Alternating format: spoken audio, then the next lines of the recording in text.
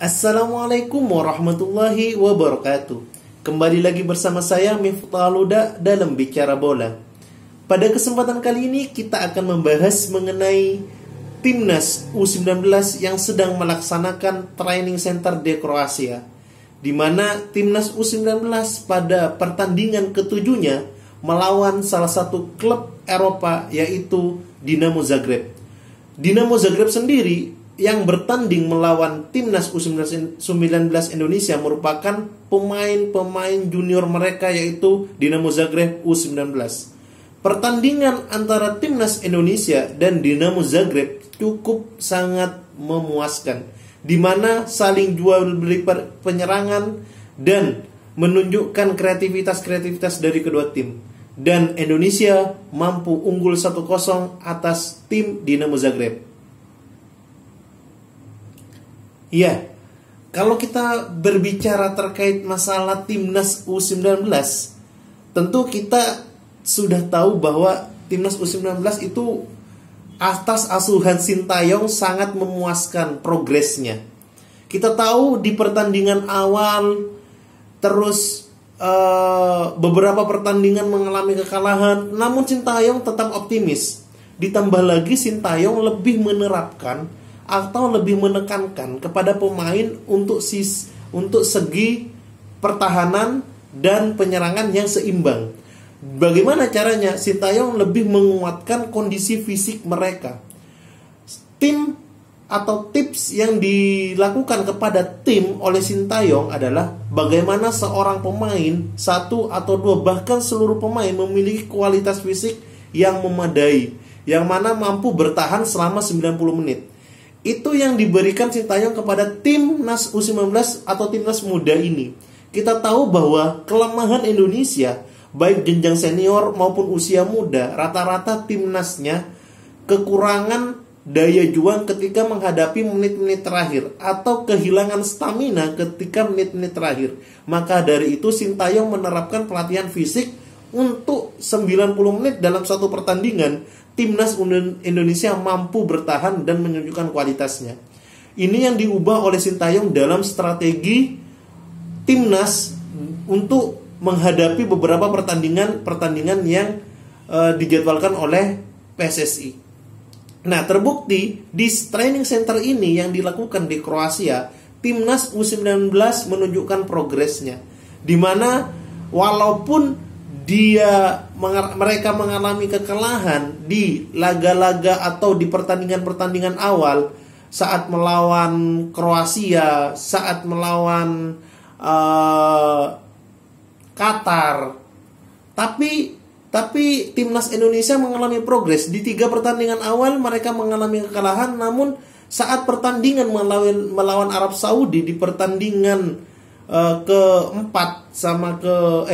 pertandingan keempat sama kelima, pertandingan ketiga melawan Arab Saudi, mereka mengalami hasil imbang.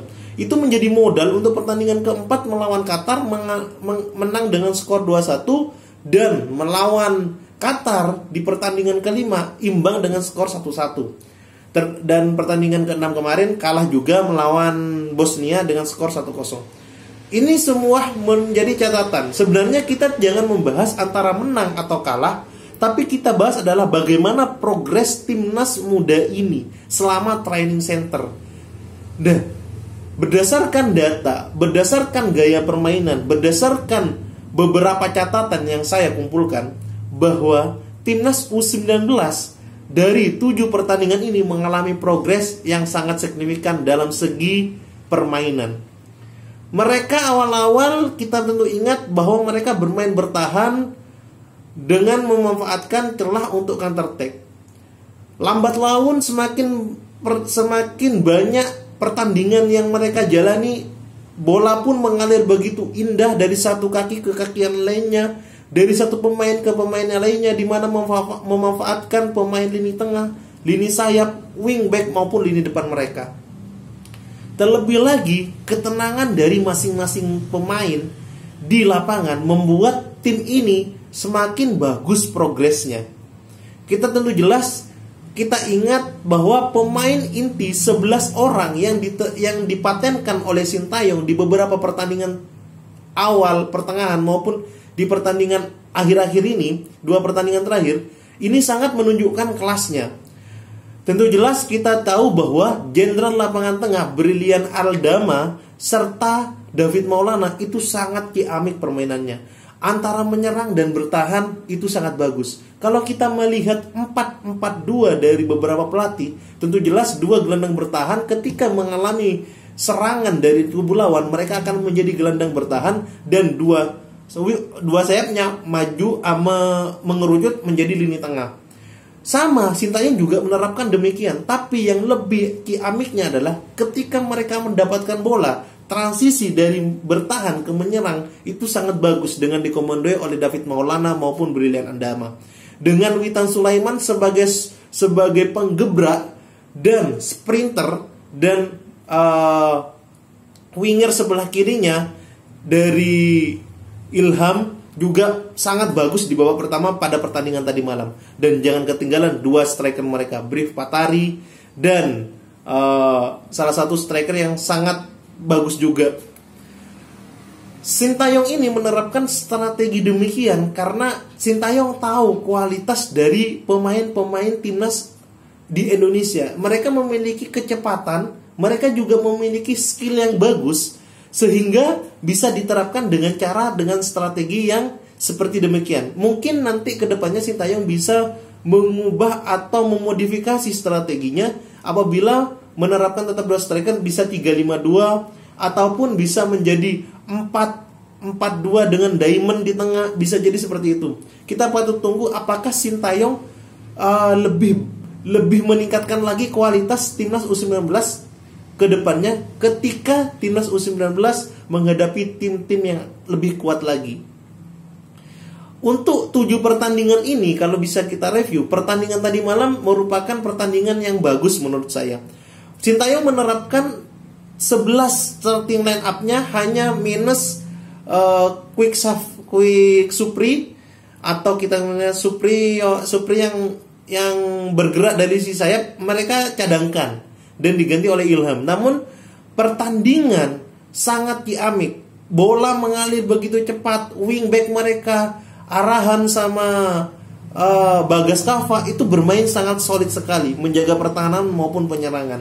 Ditambah striker mereka yang sangat mobile untuk menjemput bola, mengadu body, dan winger mereka yang melakukan tusukan kepada kubu lawan itu sangat bagus sekali. Terbukti timnas U19 di babak pertama mampu menguasai pertandingan, bahkan mencetak gol melalui Witan Sulaiman.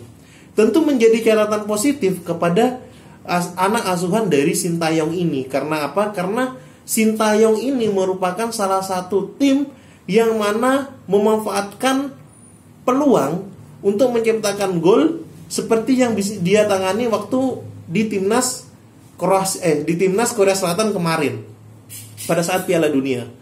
Ini menjadi sebuah positif tren positif kepada timnas U19 untuk kedepannya dalam menghadapi beberapa laga uji coba maupun laga resmi, yaitu Piala Asia dan Piala Dunia U20. Tentu kita patut bangga sebagai warga Indonesia untuk progres ini, dan semoga Sintayong bisa memberikan dampak positif kepada para pemain timnas U19, baik yang pemain inti 11 orang maupun yang cadangannya. Karena kita tahu kalau misalnya cadangan atau pelapis dari pemain inti belum menunjukkan kualitasnya yang diberikan kepercayaan oleh Sintayong. Terbukti pada saat melawan Bosnia kemarin, banyak pemain pelapis yang diberi kepercayaan oleh Sintayong untuk menjalani babak pertama namun tidak berhasil.